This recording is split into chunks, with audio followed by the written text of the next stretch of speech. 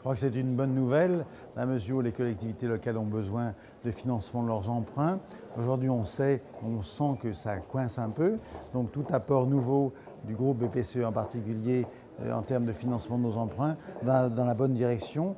Sur le court terme, dans 2012, il n'y a pas d'autre solution qu'un apport complémentaire du secteur bancaire. Merci et bravo au groupe BPCE pour cette annonce et cet engagement. Ah oui, bien sûr.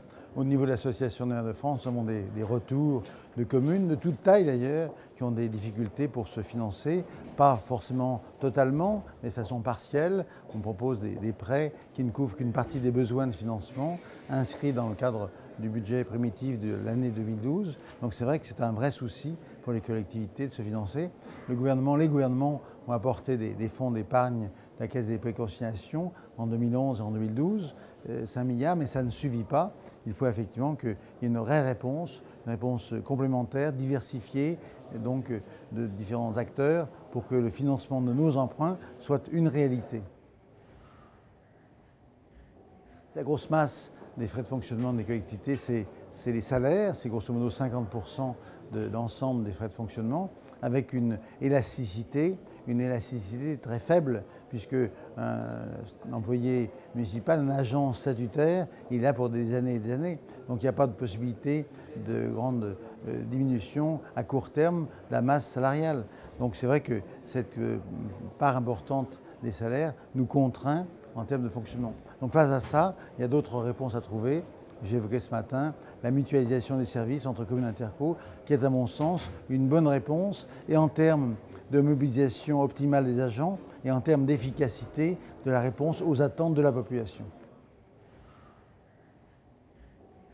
Elles doivent, à mon sens, investir pour répondre à des besoins nouveaux. Elles doivent investir pour répondre à des attentes d'équipement de nos concitoyens.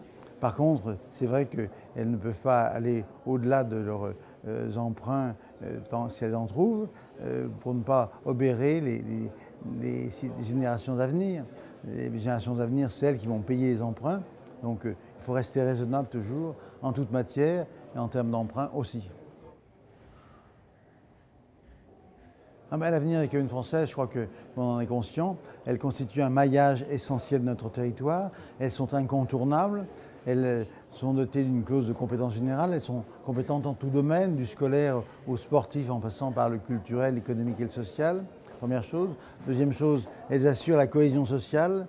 C'est vrai que c'est dans le cadre d'une commune que le maire et les élus locaux assurent donc chaque jour la réalité, la solidité du lien social, du tissu social. Et puis en troisième lieu, elles sont aussi des lieux où on porte des projets, où l'on a effectivement la volonté d'équiper son territoire. Et tout ça, c'est possible grâce à la volonté des hommes et des femmes qui, là encore, sont aux manettes, commandent donc l'action du jour, mais aussi le devenir de la commune dans les années qui viennent.